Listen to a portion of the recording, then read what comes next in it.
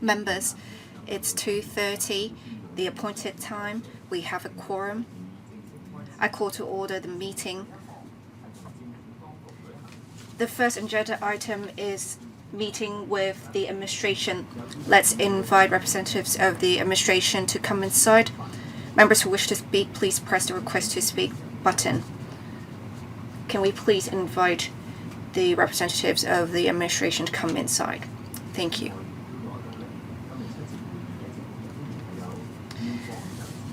Let me first read out the members, the representatives of the administration who are going to attend the meeting today.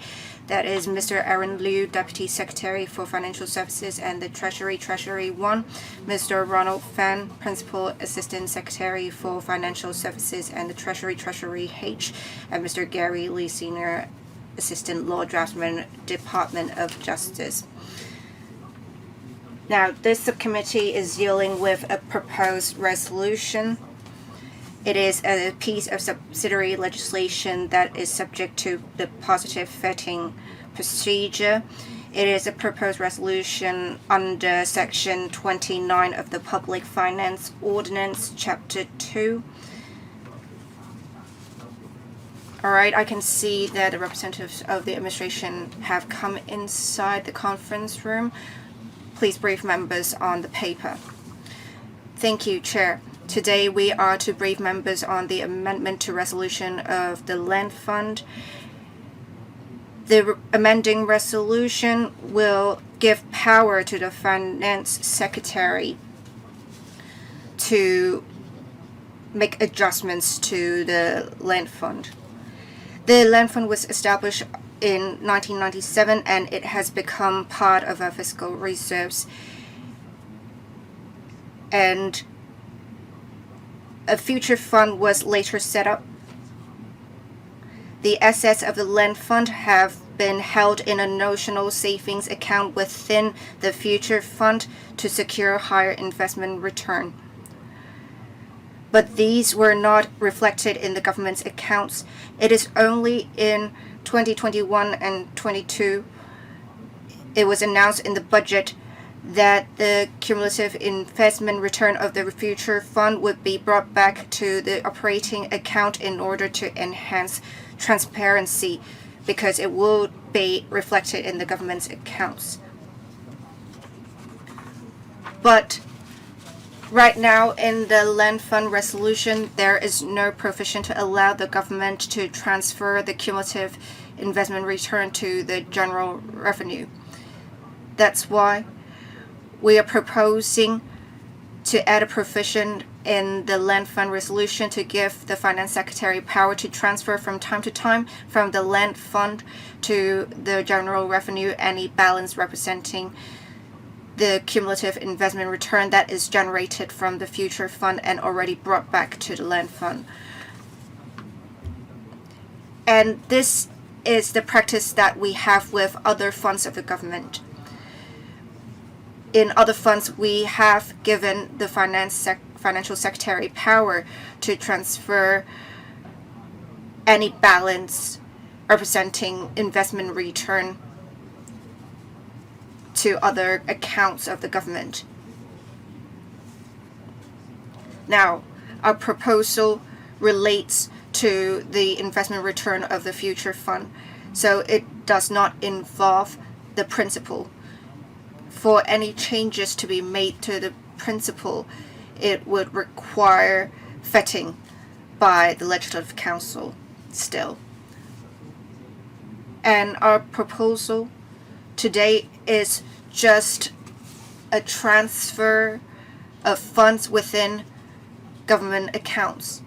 It does not involve an increase of government expenditure because that would be subject to the scrutiny of Legislative Council. And as you know, the appropriation bill would require passing by the Legislative Council, and any additional funding applications would also have to be made to the Finance Committee of the Legislative Council. So for this proposal, we are transferring the cumulative investment return, but for the other funds, they will be retained in the future fund for future investment. We welcome members' questions. That's it from me. Thank you.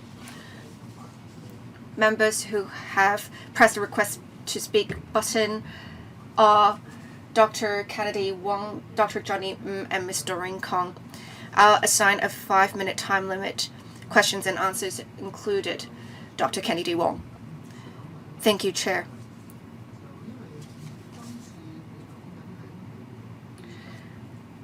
I want to ask, for the cumulative investment return of the future fund, it would be brought back to the land fund, and with this proposal, the return will be transferred to the general revenue. From what I remember, Future Fund was established to make long-term investments for the future development of Hong Kong. So if you are transferring the investment return of the Future Fund to the general revenue, and we do understand that it may be necessary because we have a deficit now and we would need additional funds. So in the foreseeable future, there will not be an increase in the scale of the future fund, if I'm correct. Is that the stance that the government is going to take in the next few years? Thank you. Thank you for your question. As I explained earlier, it is just a transfer between government accounts. It does not involve an increase in the expenditure.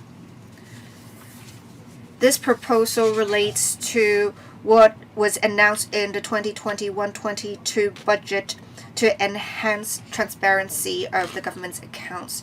So again, it does not involve an increase in the government expenditure.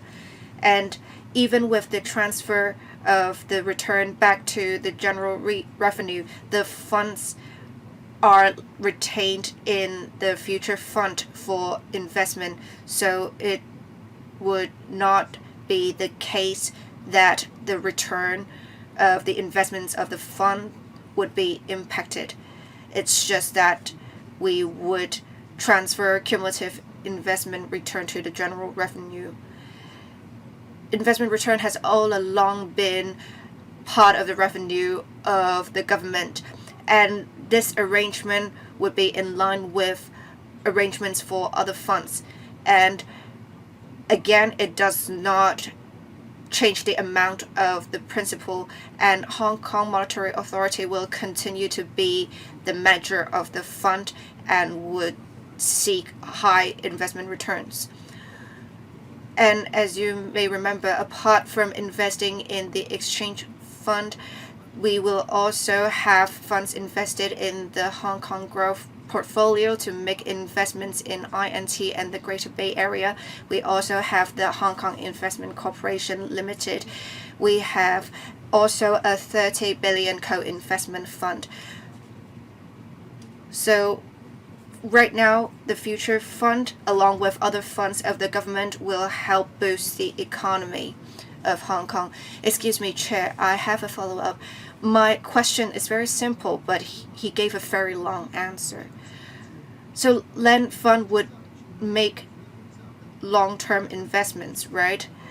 But now you would transfer it to the general revenue and it would be used in some recurrent expenditure very quickly. Is that correct? Well, with all due respect, that is not the case. The investments to be invested in exchange fund are long-term and short-term investments, so they are both correct. But I want to ask, if you have transferred the return to the general revenue, you can make use of it to meet recurrent expenditure, correct? Well, these are two different things. We have the profit and loss account, and we have brought the return back to the land fund, and that would be reflected in the government's accounts. But with the transfer to the general revenue, it is still part of the fiscal reserves. So it is just a transfer between accounts. It's not that the government would have an increase in expenditure. So with the expenditure being the same, with this transfer, it does not affect the amount of investment. All right, thank you, Mr. Lee. Perhaps Dr. Kennedy Wong can ask you further questions in the second round. Thank you. Dr. John Eaton. Thank you, Chair. How much do we have for the cumulative investment return of the future fund, and how much would be transferred to the general revenue? And what are the government's plans for the amount? Will they be putting it in a bigger pool for future use? That's my first question. And the future fund has many portfolios. I understand that the mainland has been trying to boost productivity. Will the government of Hong Kong change its policies to tie in with the investment strategies of the country? And that will in turn increase the income of Hong Kong as well. Not only will we support the strategies of the country. Thank you. Since the establishment of the Future Fund in 2016, we now have approximately $110 billion in the fund. As for whether there is a specific usage for the funds that are to be transferred to the general revenue, we do not have any specific uses in mind. As the members said, it would just be a pool. And in fact, any government expenditure would be subject to the scrutiny of the Legislative Council, so should we have any plans in future, members would know. And the future fund, as said by the member, would have some investments in INT. And regarding members' question on how we can better invest our funds to tie in with national strategies, we will enhance the investment portfolio of the future fund if necessary to seek higher returns. Apart from that, in 2022, the chief executive has set up the Hong Kong Investment Corporation Limited, and the HKIC has one specific aim. It has to establish different investment portfolios. And right now they have a GBA fund. They also have a strategic INT fund. They also have the Hong Kong growth portfolio as well as the co-investment fund. Altogether, that would be $60 billion. All of them are now managed by the Hong Kong Investment Corporation Limited. And the chairman of the corporation is the financial secretary. And the board has leaders of different fields. All of them are working together to seek higher returns of the funds to boost the economy of Hong Kong and to boost the fiscal reserves of the government. We are also always looking ahead to see how we can really leverage our advantages and tie in with our future strategies. Thank you. All right, thank you, Mr. Any follow-up?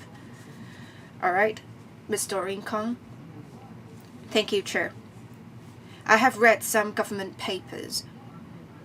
In 2015, on 18th of December, a paper was issued, and at the time, the future fund, according to this notice, would be under the exchange fund, and it would be for a period of 10 years, starting from 1st of January 2016. And During this 10-year period, the investment return should fully be retained in exchange fund for future investments. After the 10-year period is over, the future fund can then transfer the funds to the government. It was also said that the future fund was supposed to be acting like a long-term savings plan. So basically, it would be a 10-year saving plan from 2016, 1st of January to 31st of December 2025. And the returns cannot be withdrawn before that. And if necessary, approval of the council would have to be sought. So that is what I saw. If this has not been changed, would our transfer arrangement be appropriate? Thank you. We thank Ms. Liu for her question. There has been a renewal or adjustment. Now, our investment in the exchange fund, it's for 15 years till December 31st of 2030. And there's a new development that I mentioned in 2021 to 22 budget. The financial secretary announced that the accumulated investment return would be progressively reflected in our general revenue. This is the latest progress. Now, in the budget announced in last February, the Financial Secretary announced that the amendment for the land resolution would effect the transfer the accumulated investment revenue to the general revenue account. Now, so in 2021 to 22, we started to change this. Was there a resolution by the government in LegCo? Now, the future fund, when it was established, it was established by an administrative adoption. So in 2021 to 22, when there's an changed, it's also by the administrative mode. So it didn't affect the amendment of resolution. Now, the FS announced that the accumulated investment revenue would be transferred to the general revenue account, and the government did explain that the existing land resolution doesn't have a provision for the accumulated investment return to be transferred to the general revenue account. So this is inconsistent with the other funds practices where there are provisions for the FS to transfer the returns to general revenue account. So we are amending the resolution to be consistent with the other funds practices. I will ask a question in the next round. Next, Ms. Kan Wai-man. Now, having heard the administration's report, maybe we can understand it this way. Now, according to the Public Finance Ordinance, now we would like to add this provision under the land resolution, which was introduced by the Provisional Legislative Council.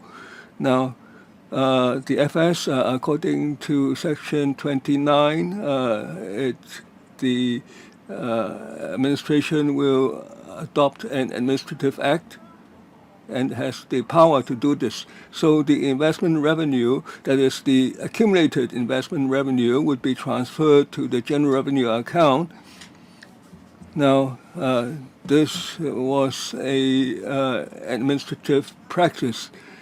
And so the government does have this power, and we now adopt a motion to make this more clear and to establish the basis for future practices. Now, having heard Dr. Wong's opinion, now his observation is that if you transfer to the general revenue account, then the general revenue account, including land sales revenue, stamp duty revenue, and so on. Now, if you transfer the accumulated investment revenue into it also, then when the expenses remain the same, now, well, of course, the expenses are under the procedure, subject to the procedures of scrutiny by LegCo. Now, so if there is additional revenue, then the possibility of deficit is reduced. Now, so as long as the administration can explain that there is this power since 2021, that is for the accumulated investment revenue to be progressively transferred to the general revenue account of LegCo, and we are now adopting that amendment resolution so that the authorization is more clear, right? We thank Ms. Kong for Ms. Khan for her question. Her understanding is correct. The future fund is a nominal savings account established by Administrative Act, so there was no need to amend the resolution back then. And the FS has made the latest decision that the accumulated investment revenue would be transferred to the general revenue account, so it involves the resolution being amended. Now, so this completes the transfer arrangement so that when the investment revenue becomes part of general revenue, the amount would, the sums, balances would be transferred to the general revenue account, and there is a sound legal basis for the transfers from time to time. And also, Ms. Khan followed up on the question by Dr. Wong that when the revenue remains the same, and when we transfer to the general revenue account, now this has been the practice since 2021. So this fully reflects the fact that all government income revenue would be reflected in the general revenue account. So Ms. Khan is right. And I think this is something we should do all along. The investment revenue from the other funds are part of our general revenue. The land fund was a bit of an exception, so the FS in 2021 aligned this with the practice of the other investment funds. Ms. Khan, any follow-up? Now, $62 billion in the Hong Kong investment company, if it generates an investment revenue, is not within the scope of this resolution.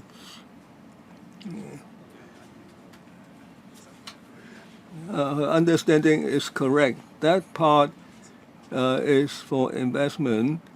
Now, if the investment generates returns, then every year the FS can decide what part needs to be transferred to the general revenue account. Now, with regard to the first round of questions, now there's $160 billion of accumulated investment revenue.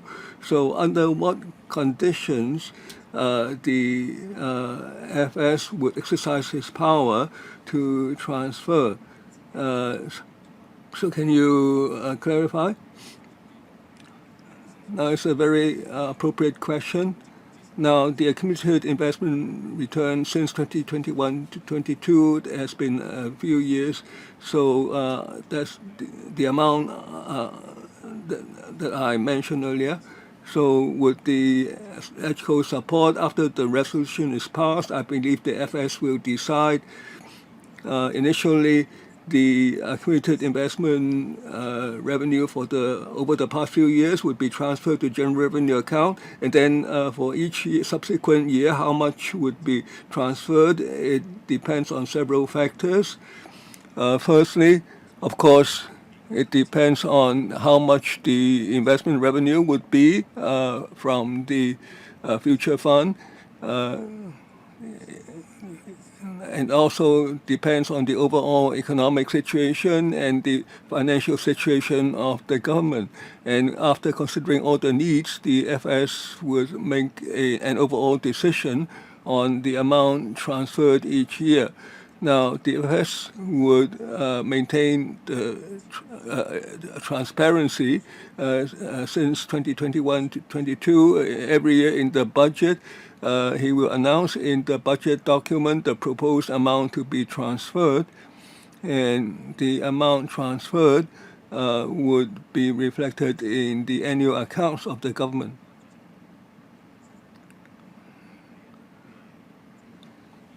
So the first round has ended, and now the second round, because we have ample time, so 5 minutes each, including question and answer. Ms. Kong first.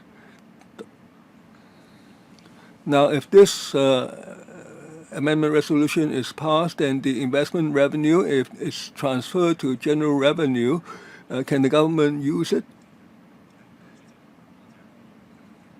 We thank Ms. Kong for her question. Of course, it would be able to be used.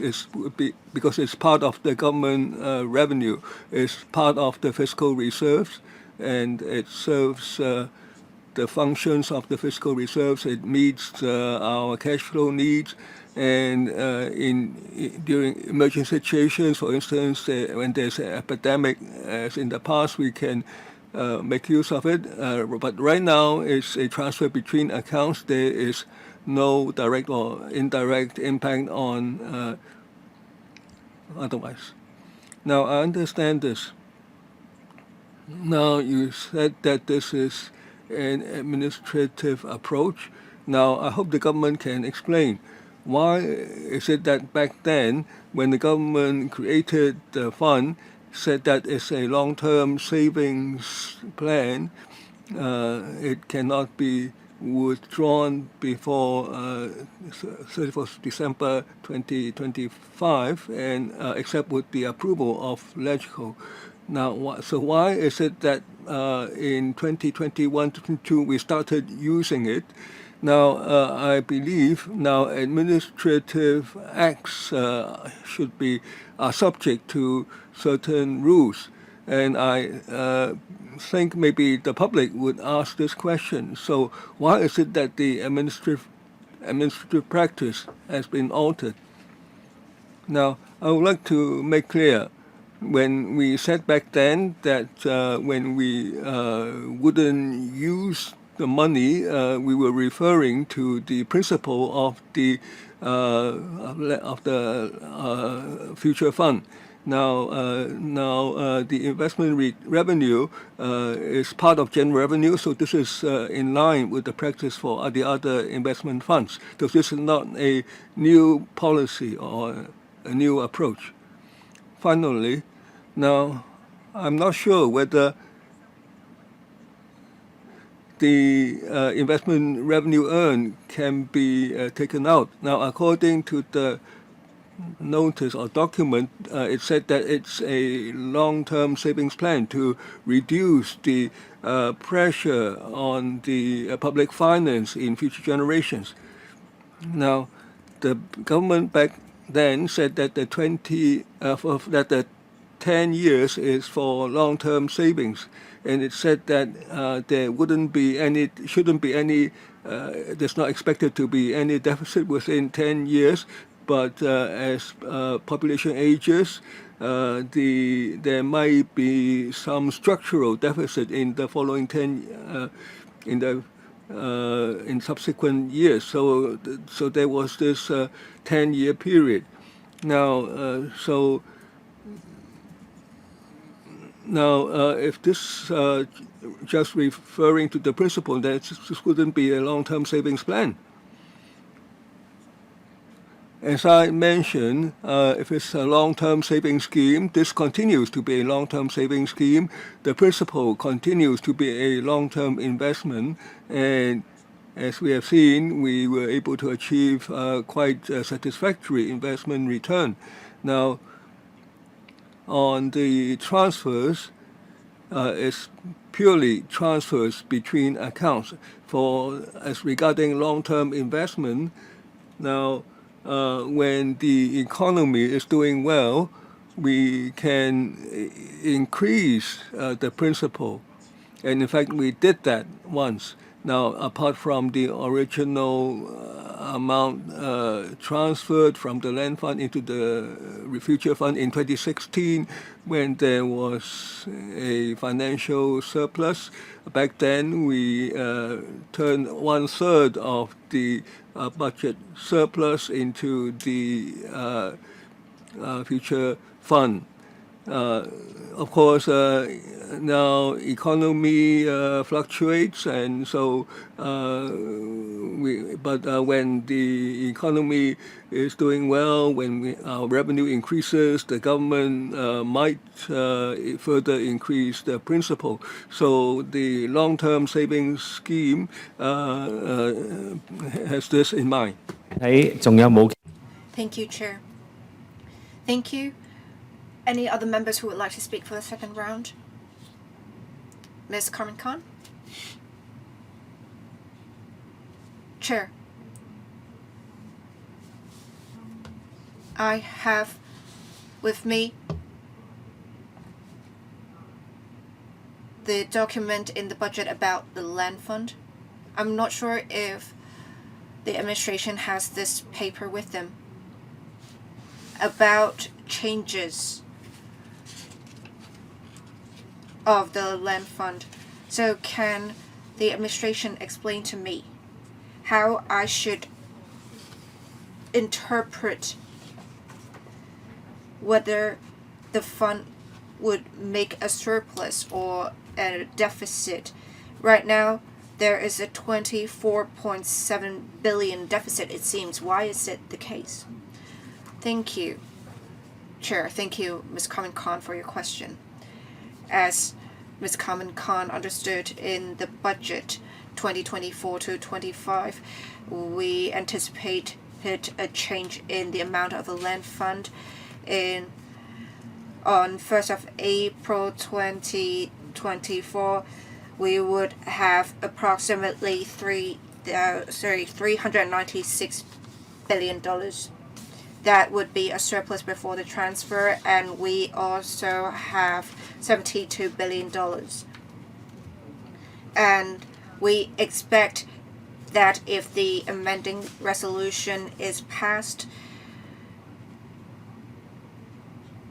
we would have the cumulative investment return transferred to the general revenue account. Before we have a $75 billion surplus, we would have a transfer of approximately $100 billion to the general revenue account, and we would have the land fund less $24.7 billion. And then we would have a balance of the land fund at $342.2 billion.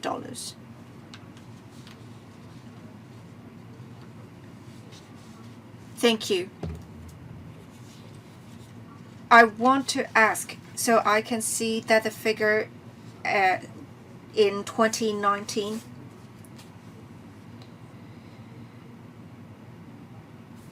it was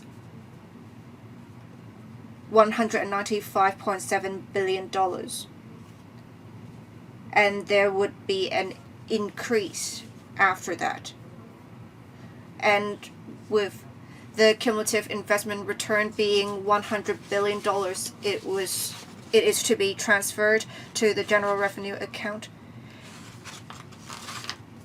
And we would still have a balance after a transfer of $342.1 billion. So can you talk more about the management of the land fund.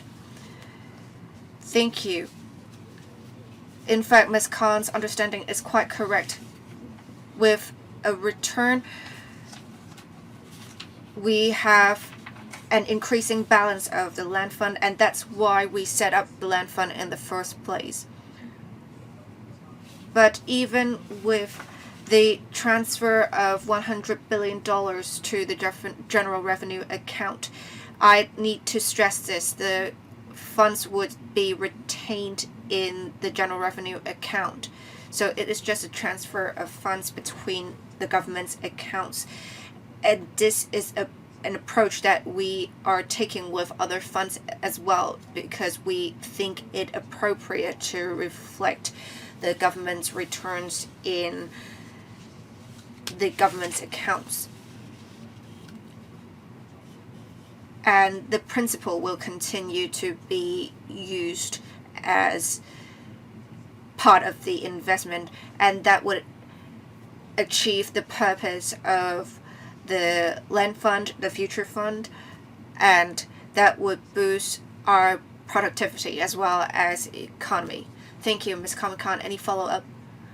Chair, hypothetically speaking, if we're talking about cumulative investment return here, so if we are making a loss in our investment, will that be reflected as well? Will that become an expenditure? Will that affect our performance in the profit and loss account? Thank you, Ms. Khan, for your question. Indeed, we may make profits or losses with investments. If we indeed make an investment loss, and we would not have an investment income with the fund, and that would just be a loss in investment income for that year. But in the long term, we do understand that future fund has a mixed portfolio. Not only will it have high risk investments, we would also have some low risk investments that would be more conservative. And after the fund was set up, average return for every year is 8%. Of course, sometimes that would be higher, sometimes that would be lower. But with investment discipline, we believe the future fund will continue to make contributions to the fiscal reserves of the government. All right, thank you. Any other members who would like to ask questions? All right. If none, we have completed the discussion on the policy matters of the amending resolution. We will commence the clause-by-clause examination. Thank you, Chair. I will have Mr. Fan brief members on the clause. Thank you. This resolution adds a new paragraph 8 to the principal resolution so that the financial secretary may from time to time transfer from the land fund to the general revenue any amount of the cumulative investment revenue that is brought back from the future fund, which is a notional savings account within the fiscal reserves used for holding the assets of the land fund. Now specifically, it is a notional savings account, as mentioned, the future fund. This was established in 2016. But in the public finance ordinance, it would be regarded as the land fund. So any investment return generated by the assets of the land fund, it would be regarded as income of the land fund. And as said, with this resolution, the return will be transferred to the general revenue account. Thank you. Any questions from members on the new paragraph to be added to the resolution of the land fund? Thank you, Ms. Carmen Khan. Yes, we are talking about the wording. We are not just talking about the explanatory note, correct? We are actually talking about the wording of the 8th paragraph, correct? Yes, but you can ask questions about this paragraph 8 first, and then you can ask questions about the explanatory note. All right, thank you, Chair. I want to ask, why is subparagraph B necessary? That is brought back from the future fund to the land fund. I understand that with the fiscal reserves, when the future fund was established in 2016, it was supposed to be a notional savings account.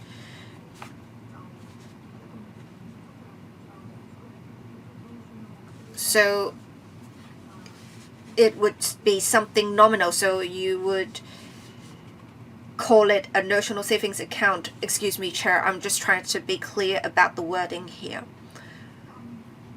So there should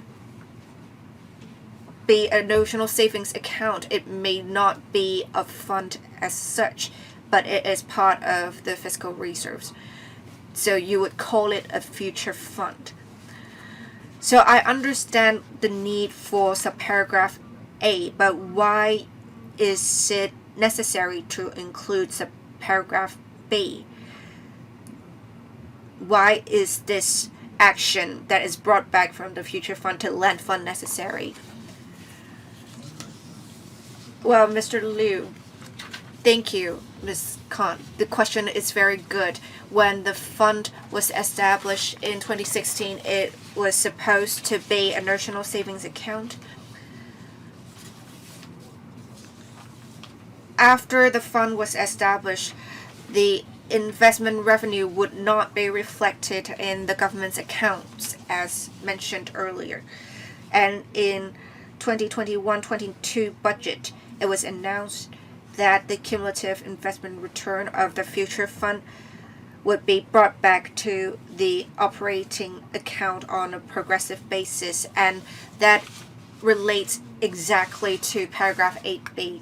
That is, the investment return is supposed to be recorded in the government's accounts under the land fund's accounts, and that's what this means. And in accounting,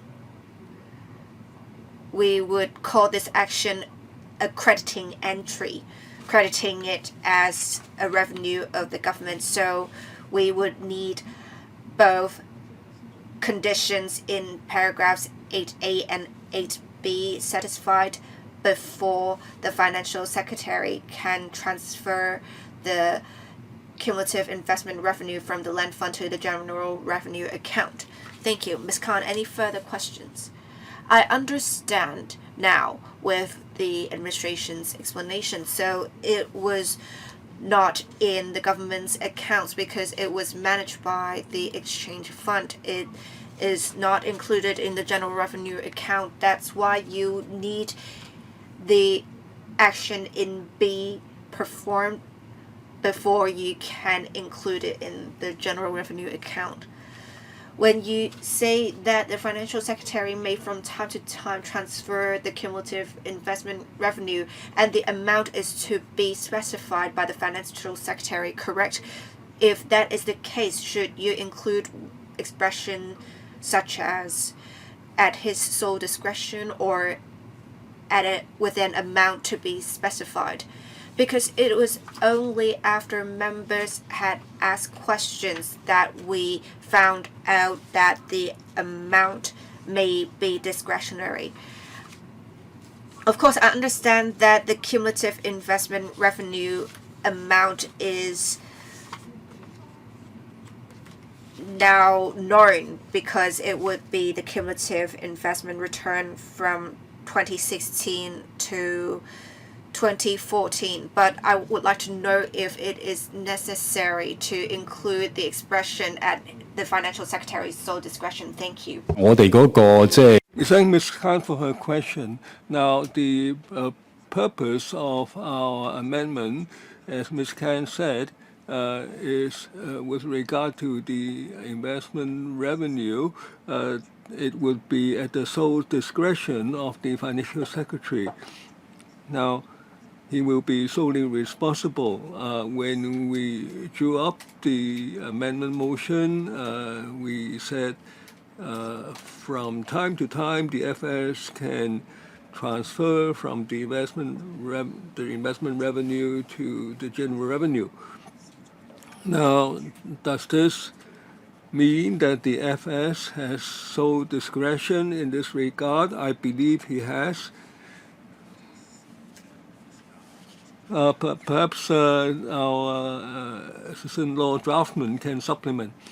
Mr. Lee, now, when we drew up the draft, we said that he can. So this means that he has the sole discretion or the power to transfer the amount as he sees fit. Thank you, Mr. Lee. Now, concerning paragraph 8,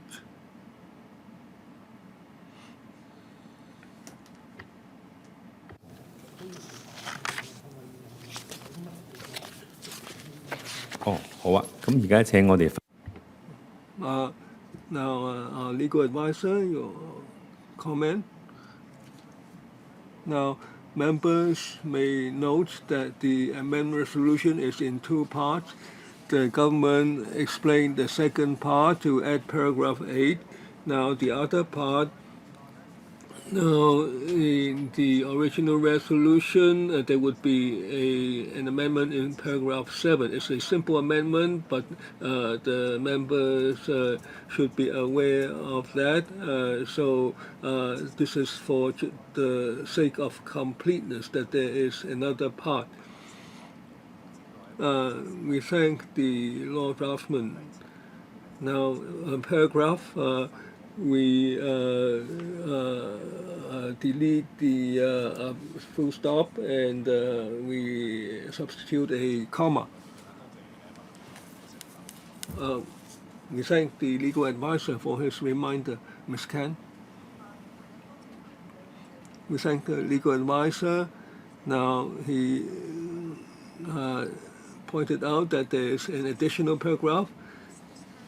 In paragraph 7, it said that the financial secretary may, at his discretion. In paragraph 7, the FS can exercise his discretionary power to authorize that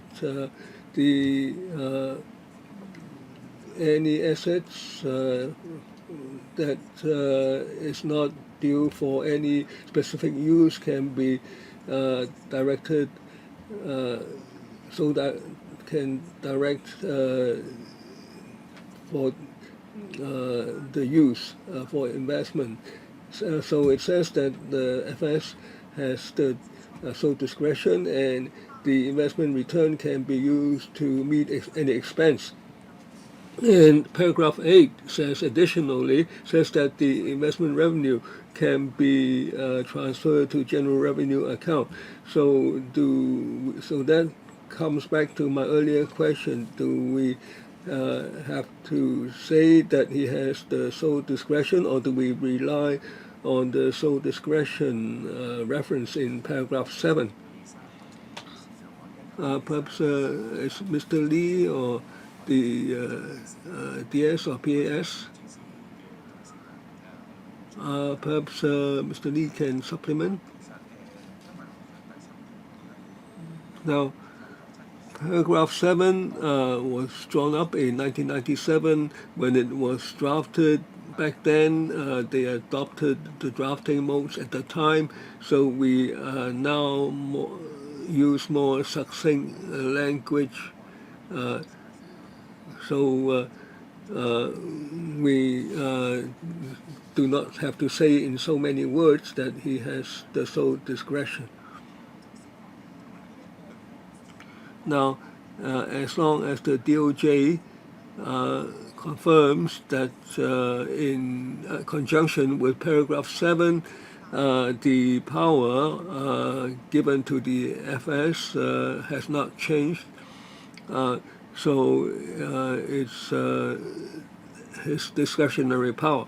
So if there are no further questions, we have completed clause-by-clause scrutiny. First, the 2 points. Now, I'd like to ask the legal advisor and any questions concerning the English version of the draft resolution. We have checked, and there is no difference from the Chinese version. And we have found no drafting issues. Now, the next point we need to consider is would members consider whether we need to invite the public to express their views regarding this amendment resolution. Ms. Kent? So we all feel that there is no need. Now, for the proposed resolution, if there are no further questions, we have completed the scrutiny, and the government can, in accordance with paragraph 29(1) of ROP, the LegCo can once again make an advance notice. This has to be served not less than 12 full days before the LegCo meeting, and the administration will notify the date of advance notice, and regarding we will be informed of the relevant time limits for moving any amendment motion. Now, we expect that the date would be by the end of May, so that would be in accordance with the requirements. Any AOB?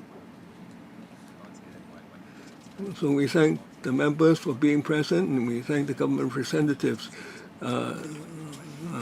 Meeting adjourned. Thank you.